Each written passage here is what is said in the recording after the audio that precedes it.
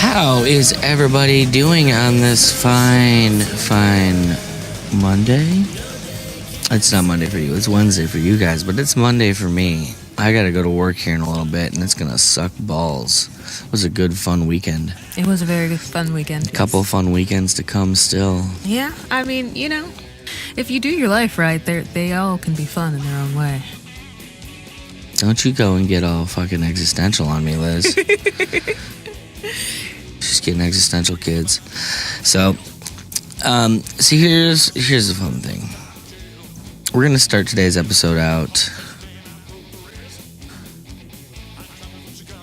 with an awkward pause. Apparently.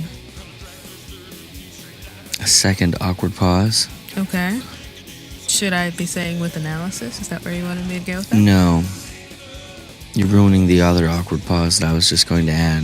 Thank you very much, Liz, for ruining my fucking awkward pauses. Your pauses are so awkward, I don't know what to do with Anyways, folks, welcome to... I think Liz told me we misnumbered last episode and called it 38, and this is 38. I think this is 38. I hope this is 38, because that's what I've been numbering them wrong, perhaps, on the images that I send out. I don't know.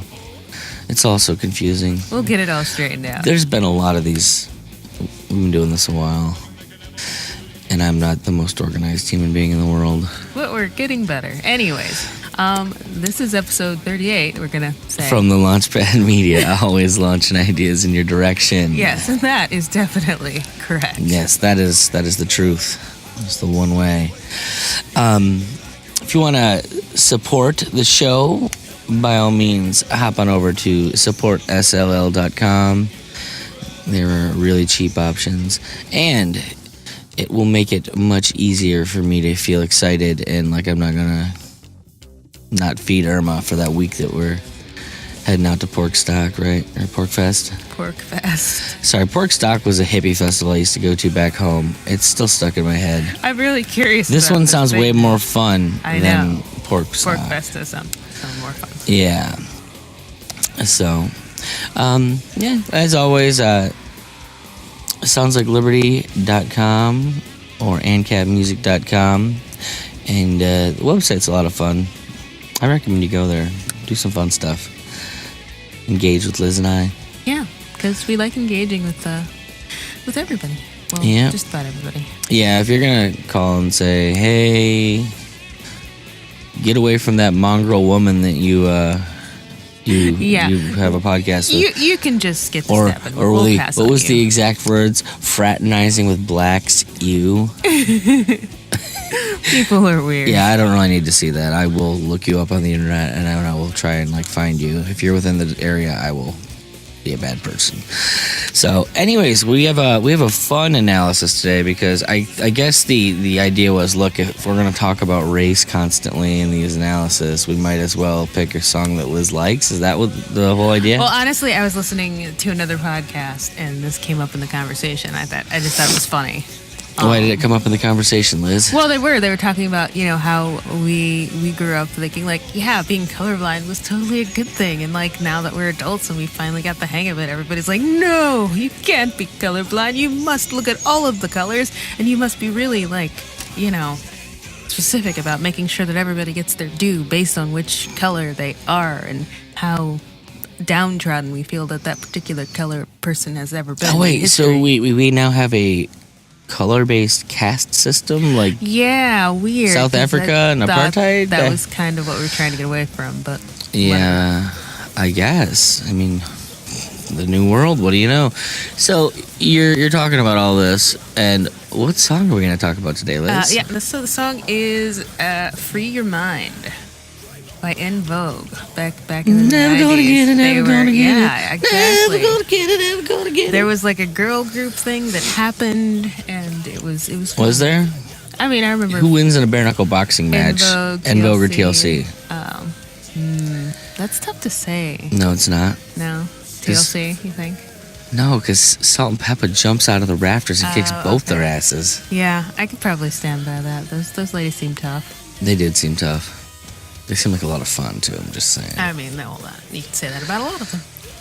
Anyway, all right. So. I mean, I could, but I'm not going to. I'm going to say it about Salt and Pepper. Okay. I don't know that I would have been able to handle them. As a young, nerdy, chubby white kid, I would have had my issues, but I would have happily dealt with them.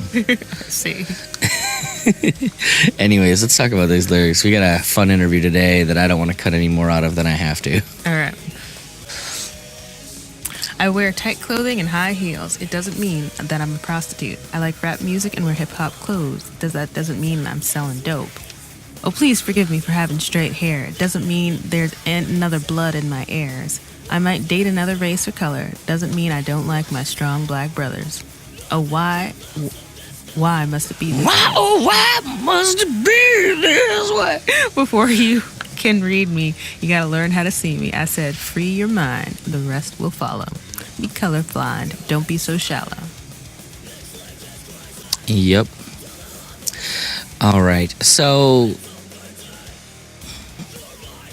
I want to know where you're trying to take this, and I'll try and be nice about it. I'm not trying to take it in any particular direction. I mean, I feel like it kind of puts its message out there. You know, wherever we're taking off from there. Okay. And what is that message, Liz? What do you think the message is? You don't have to.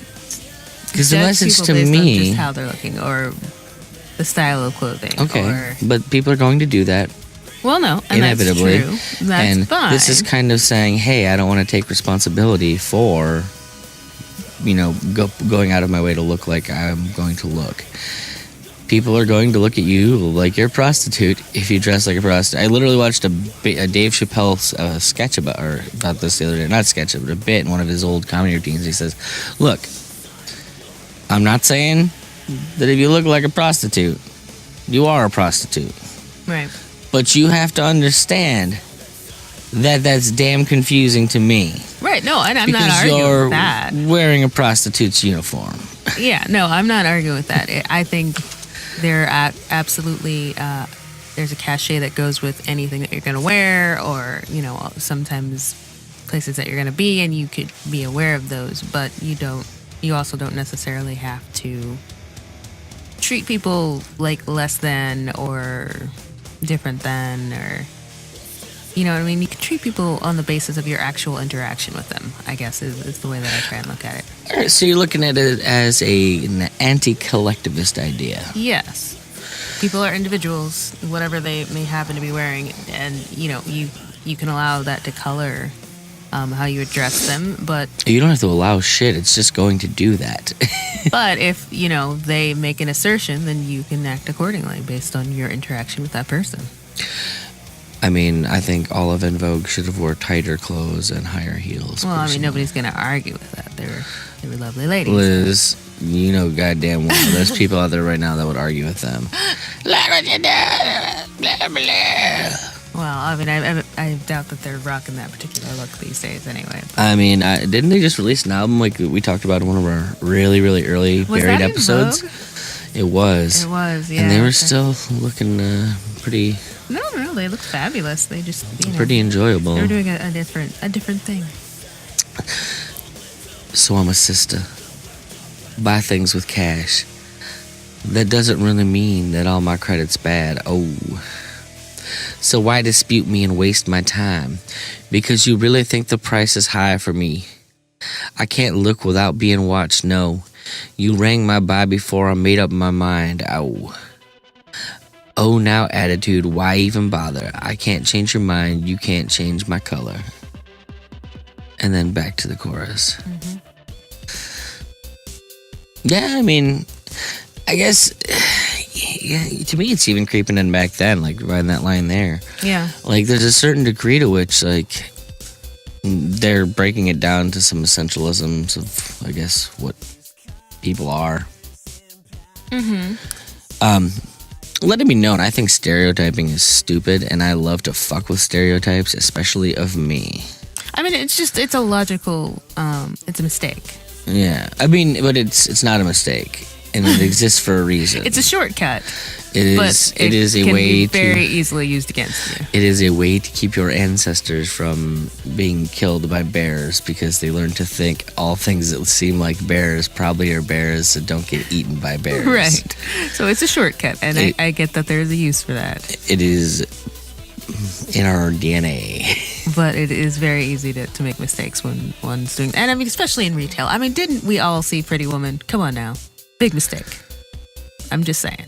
I'm always just weirded out by Jason Alexander in that movie. Oh, he's so creepy. So creepy. And I love Jason Alexander, like when he's doing musicals and whatever, but he's so good at being so creepy in that particular film. He's a rapist. He's not even like creepy. He's just such a terrible human being. Yes, that. He tries to fuck the woman that like his buddy is fucking. Yeah, after like... I mean, granted, she's a prostitute and that's what you do with well, them. And again, you know, it goes back to that... The interaction that he had with her as a person made that inappropriate. And, you know, he just wanted a shortcut straight to the, well, obviously you're a hooker. This is how we treat hookers. And that's not cool. How do we treat hookers, Liz? Well, I was speaking as that character for a moment. We don't often pick them up, do we? No. We could. It'd be fun. I think it's overrated. With the way that the current political... Well, not political. The governmental structure is set up. I just, it's not worth it. I mean, you're getting dangerously close to us having to make some comments about this whole Tom Woods Nick Summer fiasco. Let me backpedal. 3.02. Let's just give this thing some sort of a rating then. Yeah, let's get out of the danger zone. Don't make me have to comment on that shit. So where are you putting this on the scale? Well, I'll give it a Lubega. Yeah, I feel like it kind of falls in the Lubega. There's some good points. There's some not so good points. It's not really clarifying much for anyone. Like I said, it definitely is going to confuse the fact that there's a degree to which you have to take personal responsibility for, like, if you're going to go out looking like something, I don't care if you like it or not, you have to understand and accept that reality is what it is and that it's going to elicit certain responses in certain people. And at the same time, you have to take responsibility as a person dealing with other people, that you can't just put someone in a box and... Yeah, no, I mean, you're never going to get me to say the fucking racism and sexism and all that shit's fucking bullshit. Like, of course it's retarded. But, you know, you have to understand that the world is how the world is, too. So, racism sucks, kids. Be better to people. I mean, just all isms suck. But, be aware of your surroundings. Simple. Okay. It's the Lubega, that shit. Okay. We haven't had a Lubega in a minute, we have haven't, I know. So I'm glad. Glad we got another Lubega. All right, let's move it right along. Welcome to I Heard This Happen, the segment for aging hipsters. Each week we scour Bandcamp for underground new releases to wow your teenage children. So without further ado, here's new music. So... we are going to talk about I Heard This Happen. Yeah. Why are you trying to fuck up all of my dramatic pauses today, Liz? Oh my god. They're too dramatic. I don't like the drama. I just want to do the thing. I don't want to Shatner the thing. Why are you trying to Shatner the thing, baby? Something on the way. Some thing. Oh god. Too early in the morning for Shatner. It's never too early in the morning for Shatner. Not. I love me some Shatner. Anyways, so do you want to start out today's? Sure, why don't I? I have a fabulous record. It is called City Music. No, City Pop. And the artist is Benny Sings, a guy from Amsterdam in the Netherlands. And yeah, it is really fun. It's like, it reminds me a little oh my of god, like... fun is what you're going to say about this? I'm sorry. Fun. What is the adjective that would please you in relation to this record? It's airy. It's airy. Yeah, it's got a 70s soft rock feel. I was gonna get there. I said it has a 70s soft rock feel. It actually reminds me of like Steely Dan, and we mentioned, which are not fun. I think they're fun. They're I not love fun at stealing. all. What? They're intellectual. That's horrible. No, they are intellectual. Oh, and it's got a little touch of Metronomy and Phoenix. It kind of reminds me of those bands a little bit. A little bit of Phoenix. I'll give you that. Yeah, and definitely Metronomy. I saw that. I think those bands are really fun. I don't know what you're talking about. It is very like laying on a chaise lounge in the French Riviera with a drink in your hand kind of music. Oh, and see in here, I thought it was sitting on a chaise lounge with a drink in your hand, dealing with existential dread. I don't know with you today. Anyway, it is 11 tracks. It is really interesting. My favorite is, what was the one I was just listening to? Not Enough. And it's so smooth. So smooth. So yeah, you should check it out. It is came out definitely on the 22nd. smooth. All right, what do you got? Smooth like a nice cup of Rothbard roast from Anarcho Coffee. Yes, indeed. Sorry, folks. Shameless plug. Our boy Jay Catano over there. It's good coffee. I'm just It's saying. good coffee. We gotta It's order worth more. a shameless I plug. have to stop talking about it and get some money. Please send us money at supportsll.com so that I can order more of Jay's wonderful coffee. It is wonderful, but it is not cheap. As well, a good product should be. So there Yeah. you go. I don't think we have a code for it yet either, but we'll get on it. So, anyways, I'm bringing something completely different. Okay. And by completely different, I mean I brought an EP today. What? I know I don't do it very often, but I did it this week. In some weeks, this whole project takes me a bit of time to find what I'm looking for. I might take a day or two I see. to scour Bandcamp. And then some days, like today, I just happen to click on the one thing and I'm like, oh, well, shit. I'm into that. Mm-hmm. The very first thing I clicked on. So we have Try and Begin by UV Rays. Now, I'm going to point out that I don't know why they settled on this name. Okay. Because there's actually already a UV Rays out of Rochester, New York that are a pretty popular punk band. Oh, geez. So let's just say this is not that. But it is a 4-track EP. The band comes out of Brooklyn, New York. I would classify the genre as power pop. Okay. I can Just buy that. because what it really is, I don't know. It's an amalgam of a lot of things. It But kind of makes me feel very rah-rah. it reminds me of summery 90s girl punk Yes. Oh, meets modern Japanese guitar prog. yeah. Yeah, and there is a touch of that Japanese feel. Yeah. My favorite song is Boys. Okay. That seems like a song that would be on a record like that, yeah. Yeah. The entire album has this incredibly strange mix of California pop punk and 90s female-fronted alternative groups like Veruca Salt and the Breeders. Yeah, man, I miss that band. Veruca Salt or the Breeders? Veruca Salt. Can't fight the sea there. Yeah. Yeah. There's moments where it actually has the shimmer and technical bits I might expect from the theme music to anime, though. Yeah, it does. It has a touch in there. It's pretty cool. What was that band from Soul that we were listening to? I really liked. Was it Trapped in a Japanese convenience store? The convenience store. Yeah. It's got moments where Reminds you of them. it's got moments where it's white people trying to be technical with music. That's what it is. They're not as good as those guys in that respect, but that's what it is. Okay. That's an interesting direction. I do have one critical point that I will make on it, and Okay. the songs are fantastic. Mm-hmm. Okay, and the music's great, but it's dangerously clean. Oh. It's got to sound a little dirty. If you're No, gonna do that I don't want style. dirty. Dirty's not the key here. It sounds like somebody recorded an album without turning the mastering reverb on, and so there's a certain cohesive, sounds like a recording element that I don't like out of modern music, and this would have benefited from. Huh. It it sounds almost a little disembodied. There's nothing to kind of gel it together in the way I want it to be gelled together. And it does not. I'm not saying like it has to be much, but it's just like if I were to download this album, I'm going to go through and like add a mastering reverb to it so I can listen to it. You're like, here, let me fix this for you.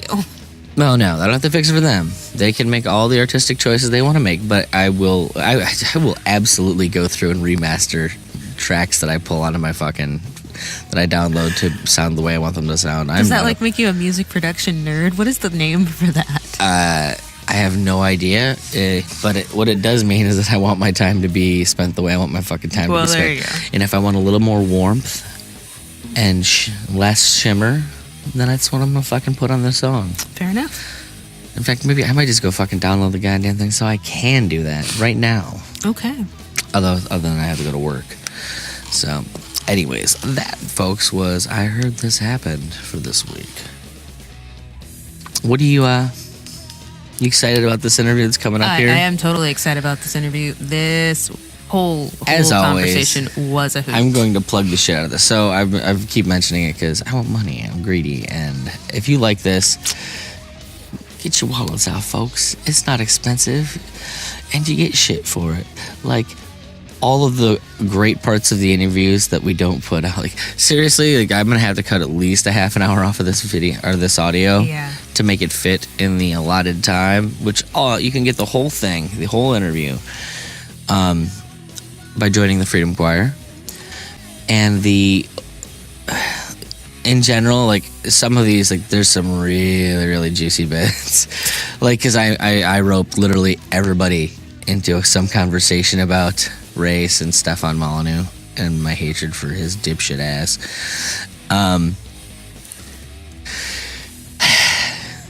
There's just a lot of really, really juicy stuff behind the paywall. And you also get it without, like, all the audio running. If you're one of those people that really doesn't like the music behind us, I don't really care. But you could totally have it without music if you listen to the version behind the paywall. Indeed. Am I right, Liz? Yeah. All right, now stop stirring the pot. Let's listen to this interview. All right, so this is Mason Joseph from Tasting Anarchy, folks. So we got both those boys on. That's a good time, right? Oh, yeah. Real good time.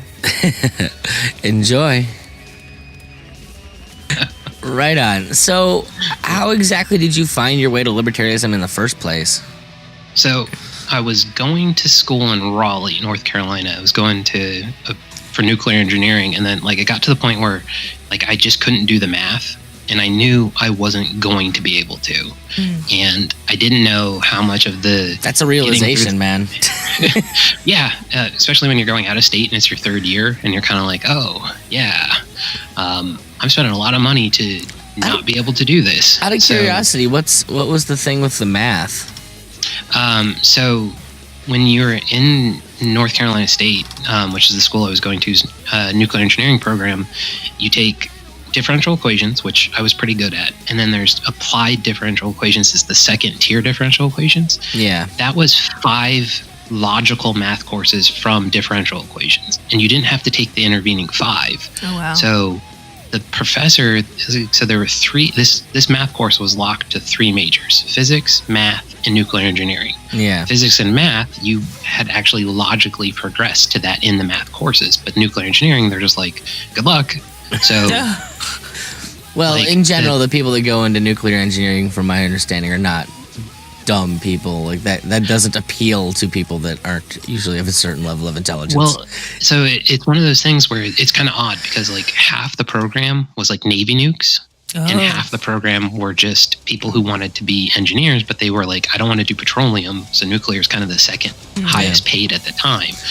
I was one of the few people who was just super excited about nuclear technology.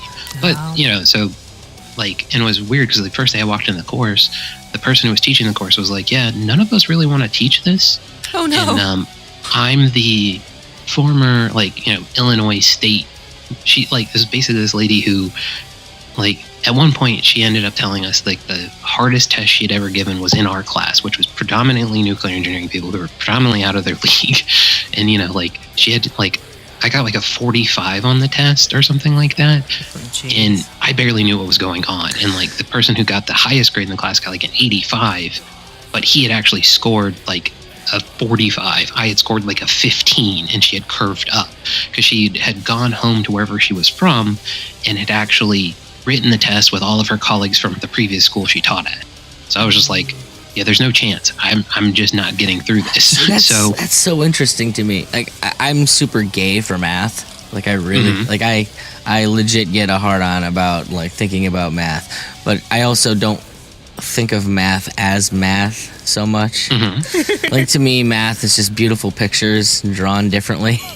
Well, that's the thing is like I started off not great at math, and I somehow got into this heavy math program. Yeah, and like now I look back and I go, like I want to go back and get an undergraduate in math when I can, just because I want to know more about it. I find it super interesting. Well, I think really my big thing is they teach math completely wrong in our country. Correct. Like the fact, like people see math and they see these, I don't know, weird like abstract symbols. Yeah, they just see abstract symbols.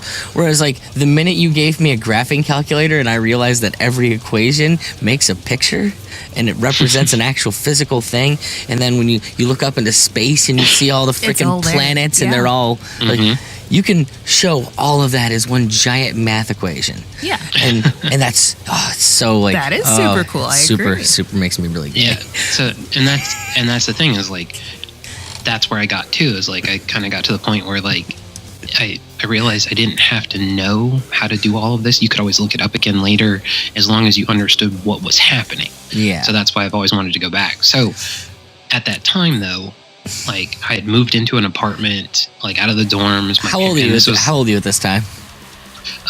So I was 21. Okay. Roughly. Yeah. So you're not even in a frame of mind to be excited about like learning shit. The system has sapped whatever desire you had for that probably about 10 years prior. Well, that's the thing is like I had been looking forward to this moment, and in high school, like I didn't ever have to really study. Like I didn't do great in math in high school, but like I did enough to get by. And like everything else I never really studied, like just it all came naturally to me. So when I got to college, like I had no idea, no study skills, like no idea how to do it. I hear that. Yeah, and you know, like I didn't take serious like all the resources the school offered to assist you in learning how to be a college student. Like you're in the big leagues now, you know, you're paying a lot of money, you should learn how to do these things. I just didn't pay attention to that. So my senior year, I found myself dating a high school guidance counselor. And I don't know why. I think just the action of that made me feel like I had to put in some effort into college. And so I think I raised my GPA like 2 points in a year, my senior year of college. Yeah, that was the funny thing is like my senior year hurt my GPA a little bit, but I had already gotten into the program that I got into. So like I was just like, well, I don't care. Yeah. I also read Noam Chomsky in that same time period, so I don't know that affected anything either. Would that make you want to be smarter? Noam Chomsky? Yeah. Out of all of the socialists in the world, he's probably one of the smartest people you'll ever care to read. Yeah. He, like, from a libertarian standpoint, like, he gets it. Yeah. He just has no grasp of economics. But if you listen to him talk about politics, or in particular his field is linguistics, I'm always fascinated by how tied in linguistics actually is to politics. Oh, yeah. Steven Pinker is another important linguist who has a lot to say on the politics and culture. Yeah, it's really surprising on like how you present an argument. Like my wife's a speech language pathologist. Oh wow. So she like deals a lot with just the ability to communicate. They were the other people in the building that I was in, because I was speech communications, but I went more towards the rhetoric side of things, and we shared a building with the linguistics, or the what your wife went to school with. Yeah. So to get back to it, so like I was working in the IT department at the school, so we would go out and like make sure the classrooms that had the tech support, like they function and everything like that. So all the guys around me were, and this was 2000 and like I graduated in 2005, so this was like mid 2008. Okay. So all the people were starting to like that I was working with were going like, well, I'm going to vote for Obama, and like Obama was becoming like the big candidate, and I was like a Republican kind of at the time, and I was like, John McCain is an awful weirdo. And then he like picked Sarah Palin, and I was like, this is insanity. So I started kind of just going like, well, there's this guy, Ron Paul. I'm not going to pay attention to him at all because he's a Republican. And then just decided to be a libertarian. So then like started pulling pretty hard for Bob Barr, and like Jacob, or Jake, we both kind of fell into libertarianism, getting away from republicanism, but not going like, oh yeah, Ron Paul is a good choice because, you know, he's actually like as libertarian as you can get, but still having some republicanness. That wasn't a problem. We just both saw Republican next to his name and went, oh, if he won't run as libertarian, never mind, you know, his history or anything like that, and just kind of went for that. So then, you know, we both started attending these meetings. Like I met a guy at the community college because I moved back home to Virginia, and was like, well, I'm just going to get an accounting degree then. So went to the community college, like showed like, you know, had like a super high GPA so I could transfer to the local university, which was like, okay, show this. But like I ran into a guy who ended up being the first agorist we knew, like basically the first full-blown anarchist that we knew. He was like, oh yeah, I go to these meetings and like for libertarianism, because he and I would be like in these classes together randomly in the community college and just derail everything that teachers were trying to do when they would like spout something statist. Oh, basically just like jump in with like, well, and taxation is theft and like all this stuff. So the teachers were kind of like, you guys, like, look, we get it. You guys know what you're talking about. Just let's get through the class. So this guy, Mike Lowry, and I, like, he goes, oh, you should come to this meeting. And then that was kind of like history for becoming a full libertarian, and then eventually becoming an anarchist, like kind of flowed through that as well. Whatever happened to Mike? It was weird. Like he was one of those guys that he would show up to the meetings. He didn't drink. He was more religious than he was like a hardcore punk looking guy, but apparently was very religious. And I never knew that. And he eventually was like, well, I'm not going to go to college anymore because, you know, he was the first guy who was like, you can learn everything on the internet. Oh, wow. And if you can demonstrate the skills on the internet, why not? So then he ended up getting a job up near DC. And then basically was like one of those guys who he'd be planning stuff in his own life and just wouldn't really talk to anybody about it. Or, you know, we weren't super close friends. So then he just showed up. Yeah, well, that's basically it. He goes, hey guys, this is the last time I'm going to come to the meeting. And we're like, did we offend you? Like, you know, we were concerned because, you know, he was one of those guys who offended everybody, but like didn't seem like you could offend him. So we were thinking we somehow offended him. He's like, no, I'm moving to DC to work, or, you know, just outside of DC to work for this company. And so Jake has been in contact with him randomly at different times. And he's tried to recruit Jake a couple times to come work for his company, the company that he worked for and everything like that. Well, I mean, at least he's still in contact. That's kind of cool. Sorta. Like, I don't think Jake's talked to him in like 2 years, but we've talked about trying to get him on our show. Like, even though he doesn't drink, to kind of reminisce. Because if you guys heard any of our Christmas episodes where Rick Caldwell was one of the guests on one of our Christmas episodes, or Christmas Past, Ghost of Christmas Past episode. Oh, nice. He was the first full anarchist that we knew. But like Mike Lowry and him were kind of like a cohort of like anarchism and agorist and, you know, all this stuff, and like too libertarian for the libertarian meetings at the time. And so it was like we just didn't know what to do with these guys. And like, you know, there's probably, Rick is, you know, near 50, I think. So, and Mike Lowry's near my age, about 32, maybe a little younger. So it was just this really confusing thing at the time. And so we've talked about trying to get him on, even though as far as we know, he doesn't drink, and just be like, so what did you think of us back in those days? Like, tell us your opinion. That's a really interesting idea. That is funny. See, I'm so new to this. Like, I don't have any fun, like, old libertarian memories with anyone. Well, and that's the thing is, like, I don't, like, Jake has this, like, and you hear about it, like, and he talks about, like, the smells of wine, and, like, on the episode when he was with you guys, he has this memory for, like, specific details. I don't know if I drank away those memories, because, like, he'll remind me of stuff, and I'm like, I didn't remember we did that. I feel like you didn't do enough psychedelics then. Too much drinking, not enough shrooms. Well, and that was the thing is like, we always like the reason we drank more than we did like smoked weed or anything like that is that was just the easiest thing to get. Okay. We weren't against it. Like we at one point tried to buy into a shroom grow operation. like within like so Jake's dad's in the military and his parents were getting stationed like in Hawaii or something like that, or somewhere across the country. So Jake needed to find a place to rent and hadn't done anything to it. So I found him a house to rent. Mm-hmm. Then like he ended up getting our friend Nate, who's been on our show a couple times, to kind of move in with him.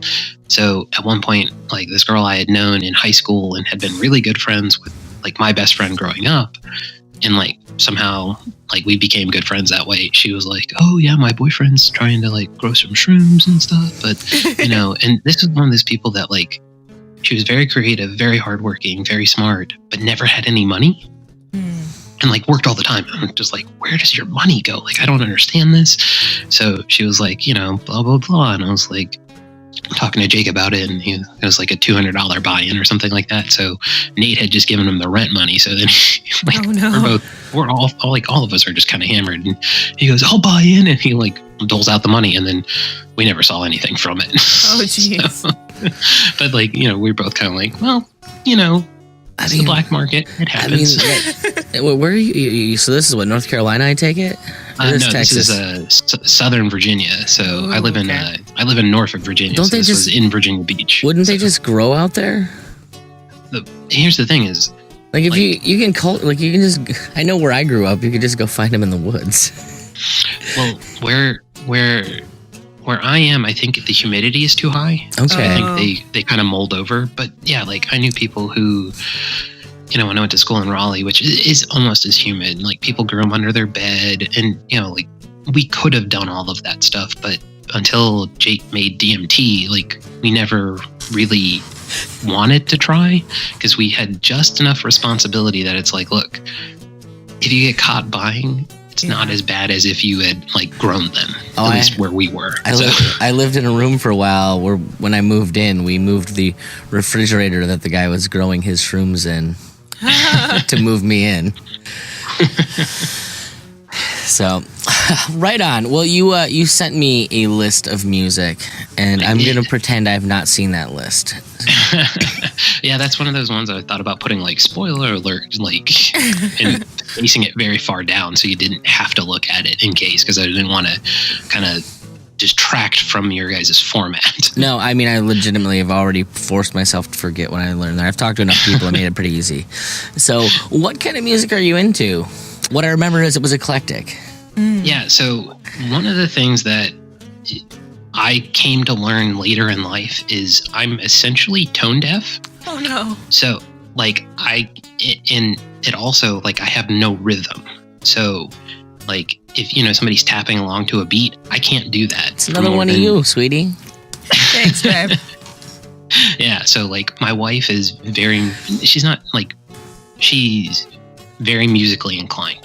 She doesn't play a lot of instruments, but she can sing pretty well. She can tap along to the beat. My daughter, like, first thing we noticed about her, like, when there was a beat on a TV show intro, and she had like one of those bouncy chairs, she would bounce to it. Nice. I can't really do any of that. So in high school, a guy told me about a band called Emperor, where like in the Norwegian black metal scene in the like early 90s, like a bunch of them got caught for murder. And for some reason, I thought that was really cool. I don't anymore, but I did at the time. And like I'd been listening to Slipknot, Mudvayne, and like super heavy metal like that. And then I got into like this Norwegian black death metal. Wait, did you just refer to Slipknot and Mudvayne as like heavy death metal or heavy metal? No. As heavy metal for the time. I was gonna say, because that's kind of like borderline soft rock for me anymore. Yeah, well, like so like Emperor, like Amon Amarth, like Cannibal Corpse. Is that how you pronounce that? Yeah, I'm not exactly sure. Like I've seen them live, and most they of pronounce the name of the. Do they? Because everyone I know, it's always Amon Amarth. Well, so that's the thing. Like, if you listen to Jake and I show, we can't pronounce anything. So it's a libertarian thing, for the record. Yeah, like I don't. They all say shit. And I'm like, what the fuck are you talking about? Constantly. Exactly. Yeah. So given that it's their name comes from the name of Mount Doom in the language of Sauron. Right. I think your pronunciation is way closer than mine, but I can't pull it off. So I used to be in this like super heavy, anything that had a double bass, Well, hey, drum in it. we actually have a resident Tolkien expert. So what do you think, Liz? What is it? I mean, if I had to guess, I would probably go with the Roth over Amarth, but I don't know. I'm not familiar with that language as much as Elvish. So that's one of my blind spots. Oh. Yeah. So like I was into that level of music for a while because like I also can't follow the story and lyrics, like just in one ear out the other. Did you suffer So, a like, head injury as a child? Maybe. So like when you guys like discuss it, like what a song means, I'm like, how did they do that? Like I can read a song lyrics, still can't follow the story. Like it's something about it goes in one ear out the other. Well, how the hell are you following libertarian principles then? It's the most complicated shit in the world. Well, that's the thing is like it's not lyrics. If it was sung, I'd be screwed. But like because it's a story or a written down thought, I can follow it. But like I'm also like in Jake and I's, like Jake is the learned libertarian. I'm much more the principle is don't steal someone's shit. Easy. Okay, I can work my way to any position, like the kind of classical defensive libertarian position from there. So like the non-aggression principle, I can use that and get where I need to go. So like I was into this super crazy metal for a long time, and then like I met my wife and she was just like, it's too loud. Aww. And I was like, yeah, I can see that. So then like I started listening to different bands, and like when I was in college, like a guy I knew liked the Decemberists, so I started listening to a little bit of that. My wife enjoyed them, so fell into them that way. So one of the things that you guys mentioned is like kind of in one of the episodes, and I don't remember which one you guys were talking about, kind of musical taste kind of almost get locked in high school. Mm-hmm. I think you guys were talking to specifically the music you're listening to when you get laid for the first time is where your taste stops for most people. Yeah, so what's funny about the list that I gave you guys, only one of those bands had I even heard of in high school. That's cool. So nice. Like break the stereotypes. Yeah, so like I started listening to the Decemberists, and then like a bunch of the other guys I knew in college were like very liberal and into like very different music. So the Mountain Goats, which is on this list, is a guy out of Durham, North Carolina. Well, that's where he lives currently. They're pretty awesome. Durham. Yeah. So like one of my friends mentioned it, so I downloaded the whole discography. So then I heard All Hail West Texas, and something about like the story, like because all the songs are related in that, and they're about a town, but they're short. They're they have the, like, because he recorded it on a boombox as the way he did it. So it had that, like the feel of death metal, like the early death metal that was recorded on crappy equipment. So, but it wasn't like I could follow the story roughly. And like, he's a good singer now, but when he recorded All Hail West Texas, he wasn't as good of a singer. So I could kind of sing along with it and not sound super terrible. Just for the record, I love hearing a first record with a vocalist that hasn't found their way yet. One of my favorite Queens of the Stone Age records is still their self-titled or original album, and one of the big reasons is because Josh Homme hasn't found his singing voice yet, really. Like it's almost there. You can see like where it's going to end up, but it's still kind of crappy in this beautiful way. And like eventually, like he learned how to use it for what it is and found the things that he did really well. But like it's encapsulated in that first album. He sounds so unsure of himself as a vocalist, and the songs are amazing. It's great. It's beautiful. But there's this charm specifically because you can hear him in that like very raw phase. That's definitely like. I also wanted to point out, just for the record, that anyone who doesn't know any of the bands that we're talking about, like Mason has literally done a complete 180. Yeah, the Mountain Goats and Decemberists are about as not monomarth as you can be. Gotcha. Yeah, like outside of the early recording techniques for a lot of those, like they are.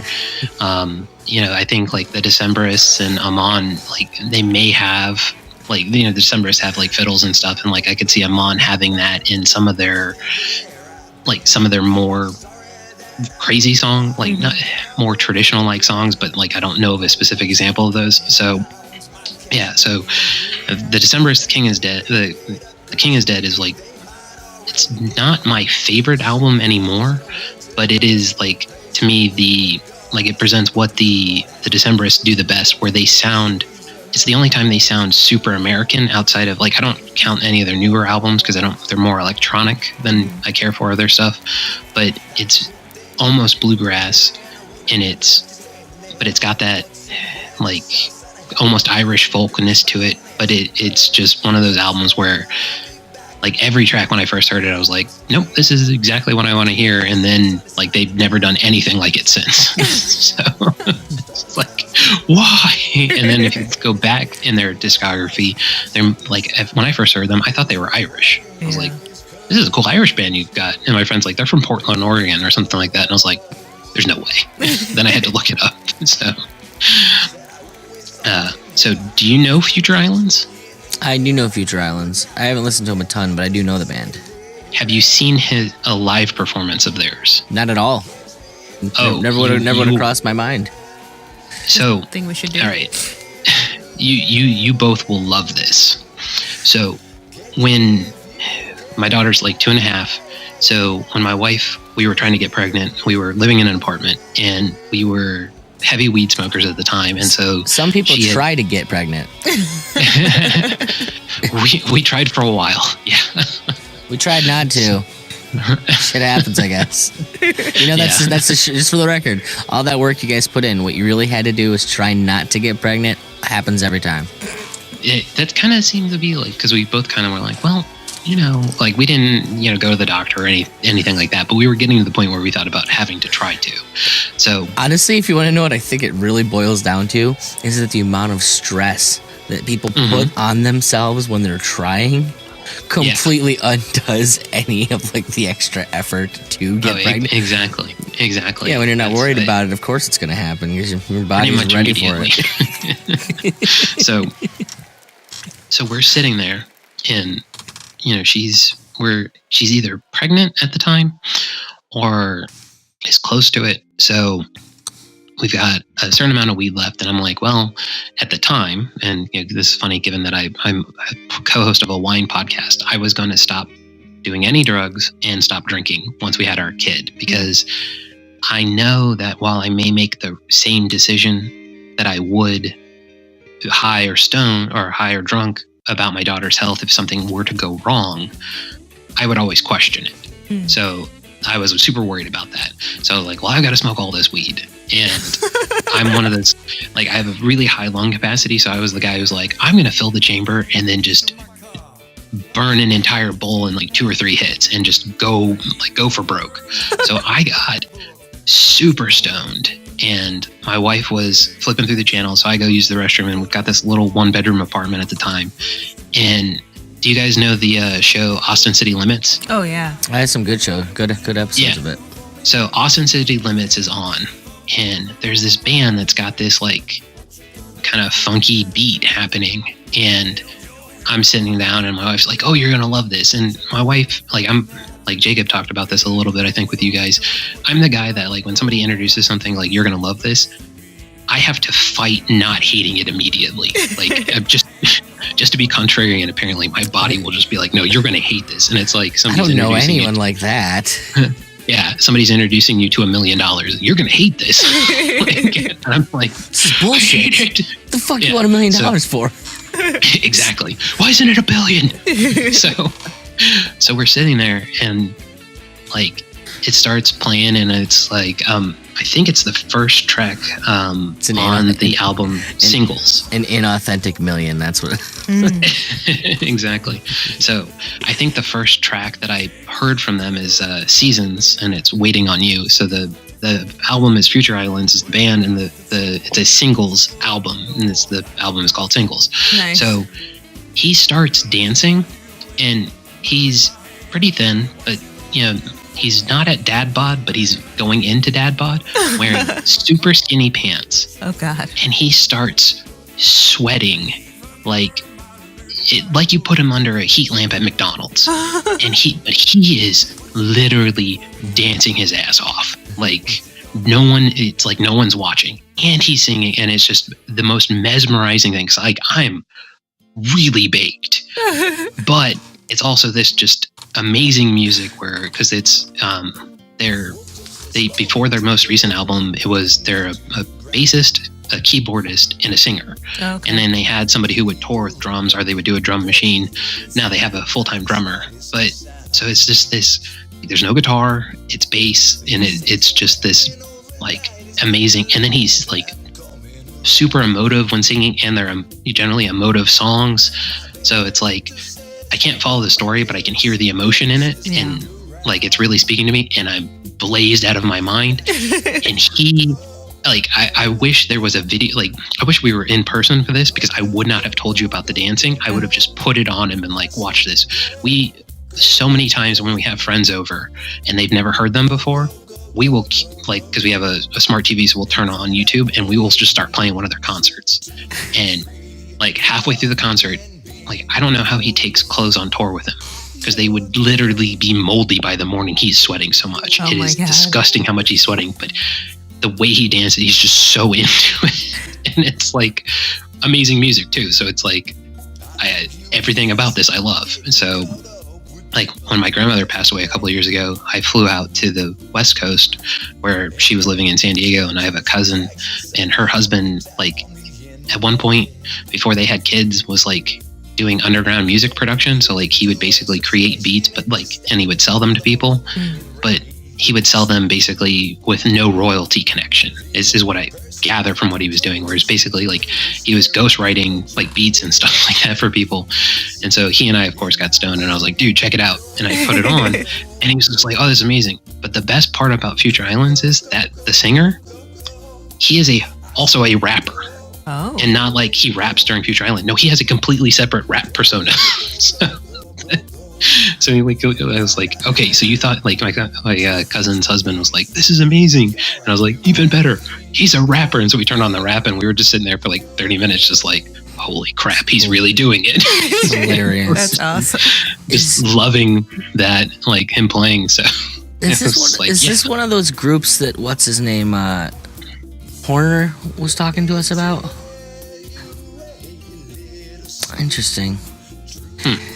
Because I know I've heard of the band, I know I've listened to them, but I'm not sure why. And I almost think that we had a previous guest who like brought them up, and that's where why I know of them. I'll have to look at that. Maybe I'll put that in the show notes. Maybe that's the case. If not, so, like, he sounds like the kind of guy that would listen to it. Yeah, it's one of those bands that like you've got, like, so I really do recommend listening to the album Singles. Their most recent one is still pretty good too. Singles is much more like, it's a collection of singles, so it has the kind of set tone, but they all do pretty flow well together. But it's one of those, if your first introduction into the band is just listening to them, you got to stop and just put on like one of their concerts on YouTube. They have several. Well, I was gonna say, you can watch Austin City Limits episodes online, can't you? This one I've never been able, like, it was on YouTube and then it got copyright striked at some point. So they actually, Austin City Limits has done very well to turn people onto a lot of bands. I know the My Morning Jacket episode back in the day, I watched that show and fucking blew my mind. Yeah. Like, I'd never seen anything like that before. I remember listening to them on like Last FM like a number of years before that, and like, what the fuck's this country bullshit? Get this the fuck out of my face. Yeah, like there's like My Morning Jacket was almost on this list. There's this, I've never been able to necessarily find the feeling of it, but around when I was listening to The King is Dead and All Hail West Texas, like as part of my main rotation, there was a My Morning Jacket, like was part of this Pandora station I had, and like some of the songs were just like, this exactly fits how I feel right now. But every time I go back and listen to their albums, like on Apple Music or something like that, when I just listen to the album fully through, I'm like, that song wasn't there. And I'm like, let me try the next album. Nope, still not there. Where is this song? And I know it was them because one of the guy who introduced me to the last album on this list, which we'll get to in a minute, he introduced me to that band, but he also introduced me to My Morning Jacket. And I was like, and I didn't take his opinion very seriously at the time. And then like I didn't take his opinion seriously on this other band, but My Morning Jacket, I was like, well, he actually knows something for once, because he was one of those guys who's full of bullshit on everything. Yeah. So. I feel like there's some magic that happens with that band that they just hit you at some point. Yeah. I mean, Jim James is one of the few people that's ever brought me to tears. And it was coincidentally, there's a video on YouTube that you can get where it's him playing like the side stage at one of those. He's playing the kids stage in the morning at one of those big music festivals, and he's playing his 6-string banjo guitar, doing an episode or doing a version of the Rainbow Connection. Oh, jeez. And and Jim James's voice on Rainbow Connection, it will just fucking rain from my face. I don't know what it is about that song. I think that song for me just represents everything the world isn't. You wish it was. Like, what a false bill of goods. It's everything that could be and is not. Yeah, and that's how I was gonna say that. Like, I'm not familiar with the song, but like I definitely get that feeling. Like, wait, the way you're describing it, it's like telling me you've never heard Rainbow Connection? Well, keep in mind that, like, since I'm essentially tone deaf, I can't really remember music. So, I mean, like, it's Kermit the Frog. Jim Henson wrote that shit. Yeah, I don't remember most of my childhood. So. Fair enough. Fair enough. Well, there's that. But that's the thing is, like, you know, when, like, if you played it for me, I'd probably be like, yes, I do know this. And you're like, oh, can you sing along with it? And I'd be like, nope. And then I'll listen to it 50 times and I'll be like, oh, now I remember all this stuff from when I heard it when I was a kid. Like, it's probably my favorite. My favorite part of this show is listening to different people's like relationships with music, because it's always different. Well, it is. It's definitely like the. I think, like I said, I was pointing out that the Jack Lloyd was the first time that literally blew my mind that like someone can approach or have a relationship with music that I don't even understand. Like, I don't get it. Fundamentally, none of it makes sense to me.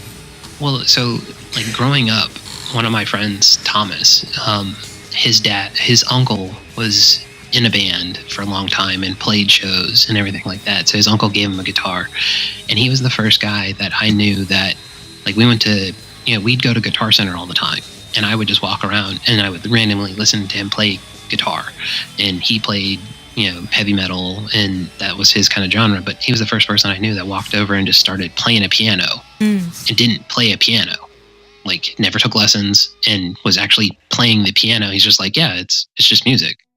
And I looked at him like, and this was before I kind of realized like I was tone deaf and like couldn't follow a beat, because like I got a guitar at one point and like just didn't understand how the hand motion worked and didn't understand like how to strum correctly. And then my friend Thomas showed me how to strum correctly, but I still just didn't understand that, like, you know, like kind of like Guitar Hero. The best way I can kind of describe it is, you know, you hit the beat at a certain point, just couldn't figure that out. Just no physical ability to do that. But then the first guy, you know, just sat down and started playing the piano. I was like, how many times have you played the piano before? He's like, twice. That's a thing? Like, you can do that? Like, I've often pondered, like, musicians, you know, kind of like somebody who can sit down and go like, I'm going to write a song and I'll know what comes next and everything like that. And I just look at them and I'm like, how did you figure this out? Like, and then you listen to people like, you know, all these people on this list, and then you hear like bands like Emperor or like these other black death metal bands, and yeah, you know, they're playing the same sort of instruments, but they're doing something completely different with them in my aspect, because I have no idea how it goes together. I'm like, I mean, how did people get together do this? Even from a musician's standpoint, like, specifically what you just said, like playing in a lot of bands, I've taken the same song to different projects and you approach it completely differently depending on who's playing. Like the personality, like that comes through the way people play. Like as a bass player, I do not play bass like most bass players. I've, you know, sculpted bands around the specific style of performance that I do. When I play guitar, I don't play like other guitar players. You know, I've never taken lessons. I've learned to have my own thing there, and I innately have my own expression. You know, there's a certain amount of mimicry that's been done over the years to learn how to do other people's techniques and styles and stuff. But, you know, there's there's a fingerprint that's going to come through immediately. But what I was really getting at is, as a musician, it's like there's even people that like I'll look at and like, have you ever listened to any of the stories about Brian Wilson creating Pet Sounds, the album? Yes. And you just one see of my someone bonus tracks that in their head has this giant thing that no one else can see, and they're trying to make a million people do exactly what they want to make this vision real. Yeah, it's and so amazing. I have 2 bonus albums, and Pet Sounds is the first of the bonus albums. Nice. Because Sloop John B is my absolute favorite song in existence. Like, that's my favorite thing. Interesting. And the fact that they have no other song like that, and I can't find any other songs that are in that, because like not being able to produce my own music really, and not really being able to follow beats and do all that stuff, kind of obviously impacts how I listen to music. So for me, like when a song hits a certain way, I'm like, well, how do I find another song exactly like that with different words? Instead of just listening to the same song on repeat continuously. But like, that's what I've done with Sloop John B, like for years of my life. Just like, I'm going to put that on and just listen to it continuously. But I'm like, I got to find I've gone down the Wikipedia rabbit hole trying to find people that are in the same genre. What influenced this song? How did he come up with this? What was his influences? So I can go listen to those things because I have the internet and it's not the 50s or the 60s, and I can find these bands and can't find anything that's even close to it. What's interesting is the way you talk about that reminds me kind of like my feeling about Bye Bye Baby by OK Go, which is a perfectly constructed song somehow. Like I listened to that song and I immediately have to like replay it. It's just under like 3 minutes long. Yeah, it's one of the short ones. Well, but the thing is it's so well constructed. Literally, like I'm unsatisfied. Like I'm enthralled, in love with it, but it like gives you just enough to want more. Yeah. And like it's so weird. Like how do you even walk that line? Like this song speaks directly to my fucking soul, and it's like, oh, just like a little tease. Yeah, it's like, and we'll never do anything like that again. Right. And so one of the through themes of most of these albums that I have here is most of these bands did not do another album that comes close to that. So like The King is Dead, that is uniquely like that sound. That's the only time the Decemberists did that, other than they have a I don't know what you call it in like musical terms. It's like 6 songs that got rejected from the album itself. Okay. So they released that as an LP, I guess. I don't really know the words for it, but they have that, and but those songs still, like, when you listen to those songs, they are closer to bluegrass, but with that Decemberist feel to it. So it's definitely, like, it doesn't fit the album, and it makes sense why they're not on there. But, like, the Future Island singles, like, it's a set of singles, so the other albums are more cohesive. All Hail West Texas, like, most of his albums, the Mountain Goats albums, they all have these songs, but, like, this is the only album about, like, a specific place that has like that like feel through it all the way. And then the other one that I have is Neutral Milk Hotel in the Airplane Over the Sea. They only did 2 albums. And the first one is like they're getting their sound, and the second one is like, we found the sound that made, you can see like the feel from them and like Modest Mouse and all bands like that. So like you can see where a lot of these people got their influence in, like Neutral Milk Hotel, and you listen to them and you're like, where did they get their influences? And he's one of those guys like Brian Wilson, where it's like he had this vision in his head, and he just came out and was like, this is what we're doing. Okay, I did the first album, that wasn't exactly it. Here's the second one. Okay, I hate being famous, I'm never doing this again. And then has been back and forth a little bit. So yeah. And then the final album on my top 5 is Sparta, and this is the only one I knew in high school, and Wiretap Scars. So in the local area where I am in Virginia, like there's Richmond, which is the capital, and DC is about 3 hours away, and Raleigh's about 3 hours away. So those are both kind of like, Richmond is on the 95 corridor, which DC is on, and then Hampton Roads, where I live, it's out of the way. It's like Virginia Beach is the largest city in Virginia by population. The Hamptons area is almost as large as the DC metro area by itself, like not including, because like Alexandria is very populous, but Virginia Beach is, and Norfolk and all where I live is larger by population in total. But like DC has the Baltimore area, so it's hard to kind of do the aggregate there. So we don't get as many concerts coming through. So one of the local alternative stations, which has really fallen behind the times, not doing good alternative stuff anymore. They used to do this thing called the Winter Xmas.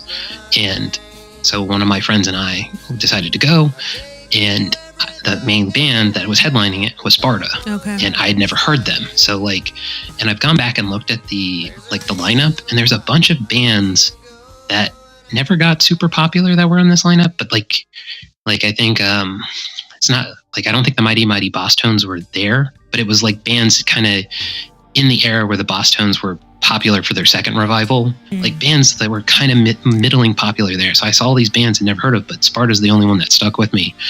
And then that album is like I think they call it post-hardcore is where it sits, but like it's the only album that stuck like with me from that time. And it was the only one that wasn't, like Slipknot or like these heavier metal acts, like, and this is completely different. And then like a guy I knew was super into At the Drive-In, which was the predecessor band to this, and then the Mars Volta is the other band that came out of At the Drive-In, so Sparta and them.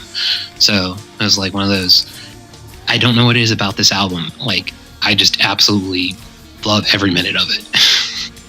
But again, like none of their other albums are really close to that. And now he's kind of become more of a country star. So. Hey, you'll have that. Yeah. What's the frontman from Boys Night Out was like, I don't know, hanging out with his pop star girlfriend for a while, last I knew. Yeah. And they would fall into like that post-hardcore kind of thing. Yeah. It's an interesting approach we've taken today, Liz. We've started with the last question. Well, no, I mean, it also took most of the episodes. Some favorite albums in there. I mean, I feel like we've kind of hit all. I mean, he gave us a soundtrack moment talking about, when they're just about to start their family and yeah. So I mean, you hit all the buttons, and I love you talking about. He's almost wait. So music. could we say that Mason's actually better prepared than Jacob, because he actually had the whole thing woven into a narrative. I was going to say he was like stealthy about it. He didn't even like call attention to the fact that he was redirecting everything. Just, like, he just did it, weaving a web of. I mean, for a guy who says he doesn't, not only doesn't follow the music and have like a grasp of it. I mean, that was a well woven narrative. It was he was orchestrating down. The whole thing. Exactly. Almost. Like the whole thing was just planned out exactly to be that. Yeah, it's Is there anything we didn't hit in there, Liz? No, I mean, yeah. I think we didn't hit concert moments. So like memorable concert moments. I mean, if you got more, we'll totally go for that. I was going to say there was actually another one. Because we didn't really cover how music fits into his life currently. Oh, that's true. Oh, either. I've got both of those prepared. Nice. No. So I've got 3 concerts, I've got 4 concert kind of stories. Okay. So I go to the Winter Xmas concert to see Sparta, and I've never been much into mosh pits, and this is it's a post-hardcore show, so there's a lot of moshing, but there's a lot of bands that aren't moshing. The guy from Sparta, he had actually broken his foot jumping off the stage somewhere, he had to sit down the entire show.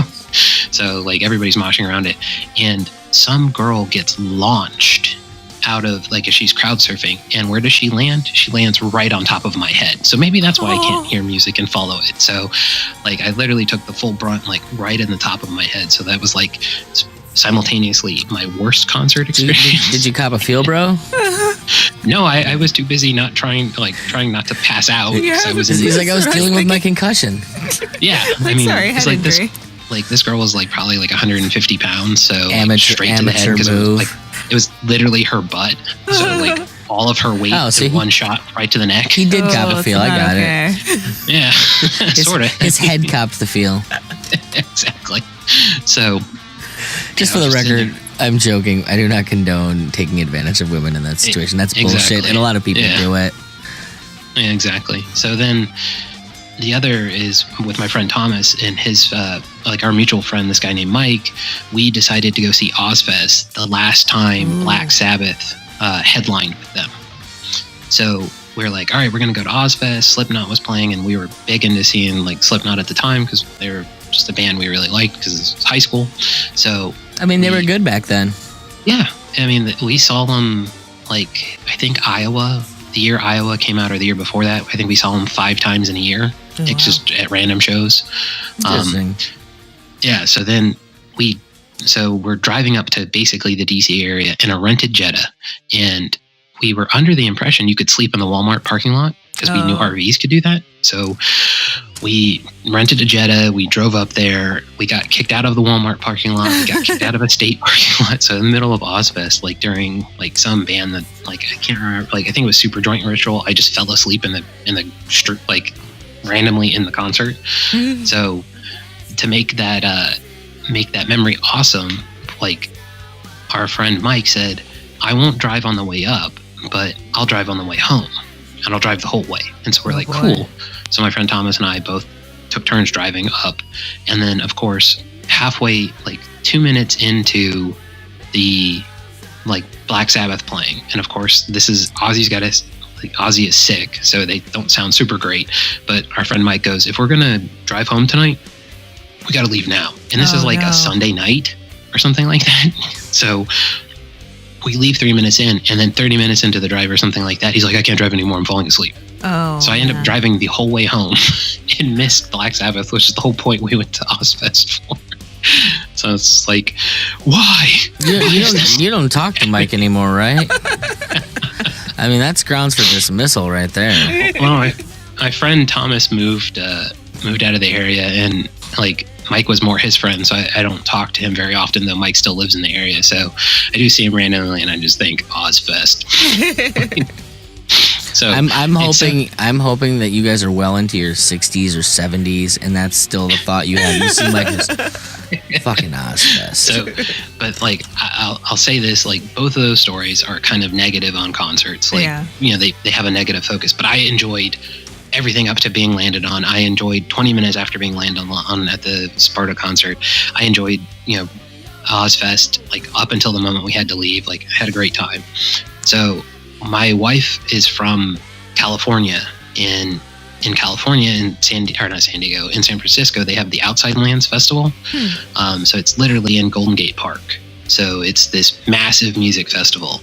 So the year The King is Dead came out, and the year that Decemberists are touring to support that, they're playing Sunday night at Outside Lands. Muse is playing like Saturday night. My wife loves Muse. I like the Decemberists, and there's like a whole bunch of bands. Like Phanogram was there before Phanogram got popular. I mean, they had just this insane. Was there a time concert when Phanogram was really popular?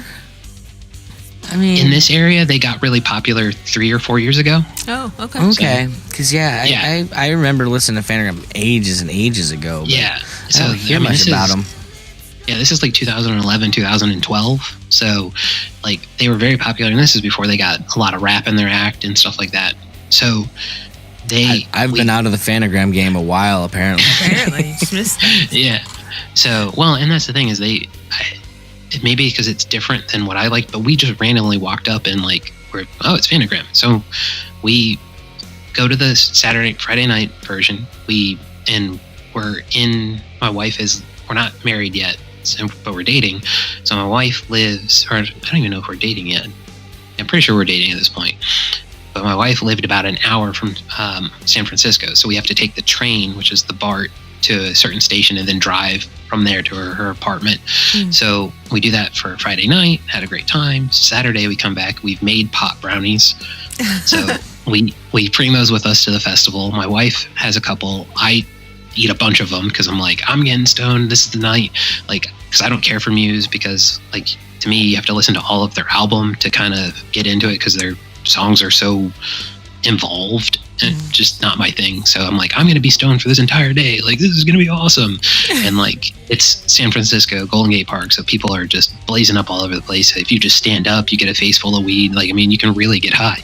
I somehow managed to not really get that high. Oh, man. My wife is blazed out of her mind. the whole day, and we're having this amazing concert experience because there's probably like 100 acts in the entire festival. Maybe not 100 acts in the festival, but they've got 3 or 4 stages going at any one time. I think they have like 6 stages altogether. There are people doing comedy like David Cross. I don't think he's specifically there, but he's done the concert. And it's not like he's doing like these comedians are doing main stages. Like they're small tents. You can go see like big name comedians. It's a great festival. For the record, you probably did have about 100 people at outside, 100 groups at outside lands between all the days.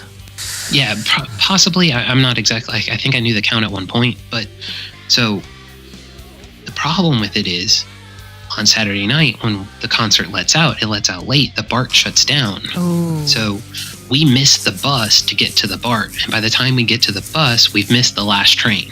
Ooh. We don't have a hotel, so we literally spend the night on the street in San Francisco.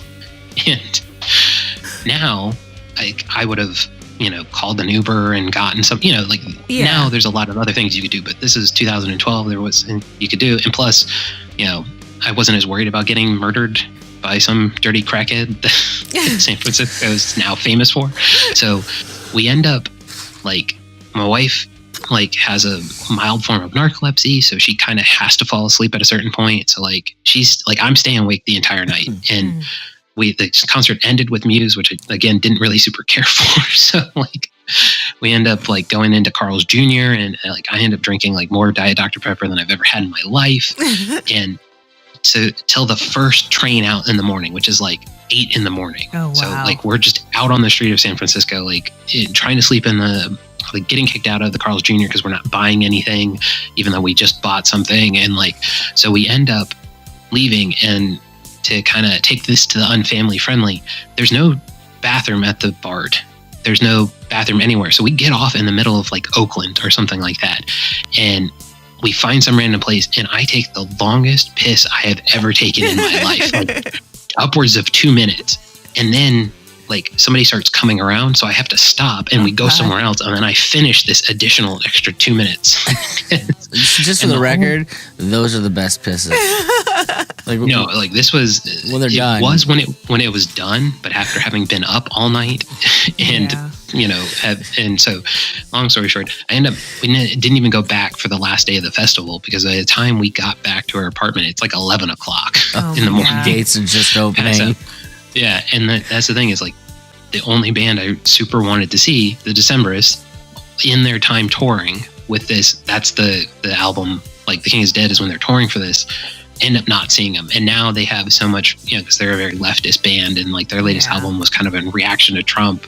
And like, yeah, I get it. I don't like Trump either, but I'm not, like, I didn't like Obama just as much. So this like crying, woe is me, like, we don't get to steal your crap anymore or as much, or we're stealing your crap for a different purpose. Like, screw you guys. Like, you're stealing my stuff. Yeah. So, like, end up not seeing the one band I came to see, but everything else about the festival was great. See, I hate leftists for what they do to black people. That's what it is. Yeah. I mean, the inner city, like, hey, let's keep electing the guy who nothing gets better, but, let's keep electing him. Yeah, but they're Democrats. That should work, right? Yeah. We're going to feel our way into a new economic condition. It's always worked so well. Yeah, like the Jake and I show will always slip it in there, like just the random, like somehow espouse just insane hatred of the government randomly. Well, I mean, if you're drinking wine, doesn't that happen naturally? It was funny because like before he moved to Texas, we were much more like organic about what we would talk about. And now we try to be a little more like focus on the wine, like you guys kind of focus on the music, and liberty comes through in everything. But for the record, to anyone who's listening to this, we only focus on music and the portion that goes out to the public. Generally, there's about an hour of nonsense that I've deleted because for time constraints. Random nonsense. Some of these interviews go for like 2 hours, 3 hours. Yeah. And unfortunately, Johnny likes me to keep the episodes at least under an hour and a half. That's the sweet spot I settled on. Yeah, that's what we so we kept referencing it. I'm sure you guys will introduce it, but our show is Tasting Anarchy, but we have a lot of that too, where like because we used to record at his apartment on Sunday nights, And so like I'd drive over there at 8:00, and then I sometimes wouldn't get home till like 11, and we both had to work the next day, and we both have had like half a bottle of wine, so we're both like, we've got to get like more on like topics and stuff. And Jake has gotten really into like better structuring the podcast, so we do a lot more like anti-government stuff in the wine sector as opposed to just general liberty, like, Ocasio-Cortez says this or something like that, because I personally refuse to ever say her name correctly, so I just call her Cortez most of the time because she doesn't deserve an acronym. And I don't want to be like, that my wife, when she told me that Reddit or Twitter or somebody came up with big mouth commie mommy or something like that. God. That's awful. Please tell me that it's mommy as in AMAMI. I don't know. She just verbally told it to me. Like she's Hispanic. Oh, like mommy. Hey, mommy. I see. Oh my God. But is that a big thing in the wine sector, like government screwing around with stuff? So yeah, like one of the things that we've talked about on our show, and what people don't get is, if you want to put a new additive in your wine, it has to be approved by the government. When you label the bottle, it has to be approved by the government. So when the Trump administration shut down the government, which I thought was funny, one of the problems that we were worried about is like, there's one agency, and it used to be the Alcohol, Tobacco, and Firearms. Mm-hmm. Like, they broke that agency apart at some point, so a lot of the regulatory aspects of that became this other Tax and Trade Bureau. But they have one guy who approves all the beer bottles in the country. Oh. Every beer bottle every beer bottle, can, anything you've ever seen is approved by one guy. So if you're thinking about like trying to come up with your summer release, and you've got to bottle it because you've got to have the labels printed and all that stuff, one guy's holding that all up and can slow it down. And then like one of the big things is, so my birthday was in January, Jacob's birthday's in April. So we thought like, hey, he'll get some Texas wine, he'll ship it to me that I can't buy here. I'll get some Virginia wines that we never really tried when he was here, and I'll ship them to him. You can't ship wine through the federal mail. You can't ship wine through UPS or FedEx because most states have regulations against shipping wine to someone, even if you can prove that they're 21 ahead of time. So yeah, like the alcohol is insanely regulated, and just like they define how much alcohol can be in it. Like in Virginia, like on one of our more recent episodes, there's a beer I really like called 120 Minute from Dogfish Head. It's a triple IPA. It was banned in Virginia because the alcohol content was fluctuated based on the way they produced it. And because it wasn't a defined alcohol contribution, you couldn't sell it in Virginia. And in Virginia, if it's over a certain alcohol contribution or percentage, it's not defined as beer anymore. So it's defined as like some sort of weird wine or something. It's called a barley wine. Yeah, but that was the thing, is like it was banned in Virginia for a while until they kind of brought it under a certain percentage. So they have all these weird restrictions that like impact every aspect of it. So yeah, it's one of those sectors you don't really think about it. And like one of our big things is Oregon.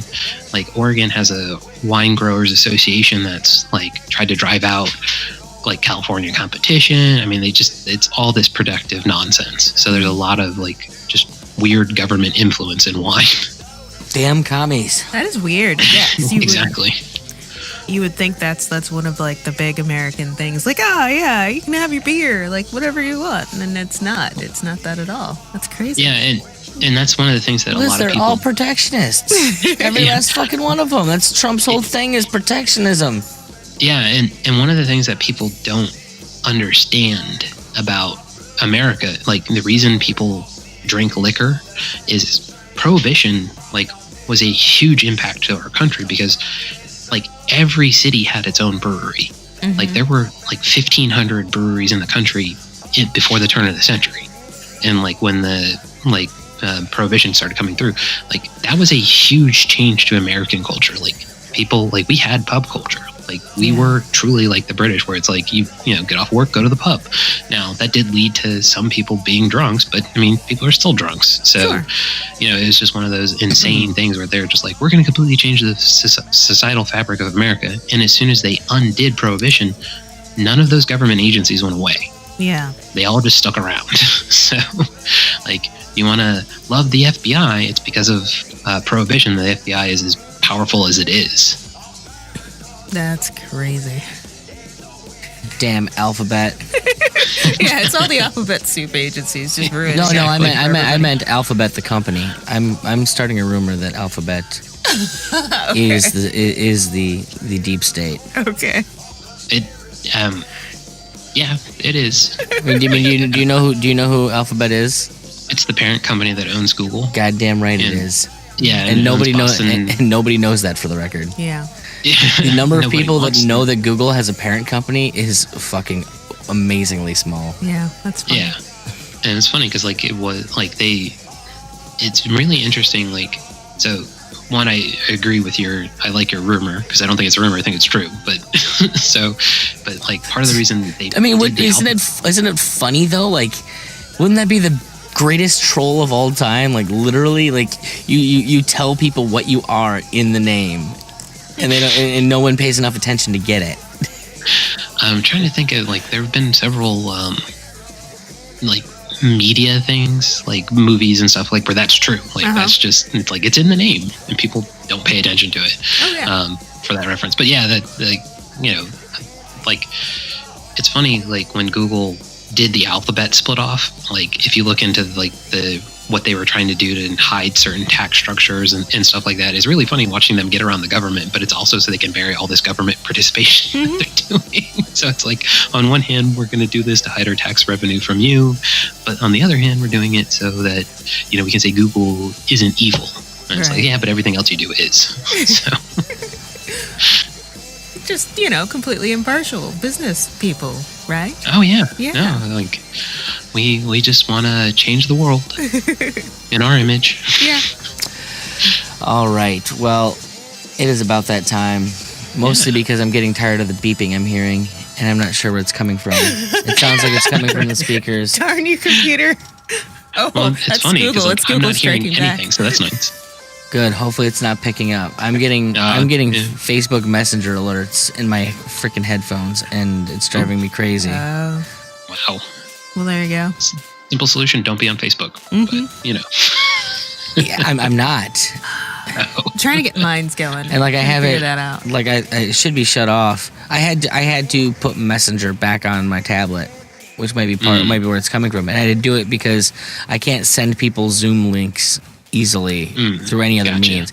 Like because I use Zoom on the tablet for the show, and so it's just easy to send via Messenger out of that, and it all works seamlessly. Otherwise, would have to fucking like text it or message it to my phone, and then you from my gotta phone email yourself to pick it up on the other device. Yeah, and it's just a stream of shit. I'm sure given that you don't do Facebook and communicate with people. Yeah. So to get I had to get an email. I had to get an email. Like I had to go and like find a guy to get an email so that we could connect via AIM. Yeah, but you know what? He's gonna, when all that Facebook thing like goes down the tubes, he's already gonna be set up. He's on top of it. But I don't think he has any interest in setting up. No. It sounds like he just says fuck you guys. Oh, okay. To everyone. Yeah. Well, the thing is, like, we don't share. Like, I've never said my daughter's name on the podcast. We've never posted my daughter's name on any social media access things. So from like my standpoint, like I chose to be on those things, and then I was just like, well, this isn't interesting to me anymore. Like, and we did email, but I was also told Jacob, like, you can just send him my phone number. Like, I don't have a problem with that. We have very, very different parenting styles in that regard. I've already got my daughter's like URL bought. So, all right, Mason. It's been a lot of fun, man. You have a good day. Enjoy the family. Guys. Yes, sir. Alrighty, guys. Bye. Bye.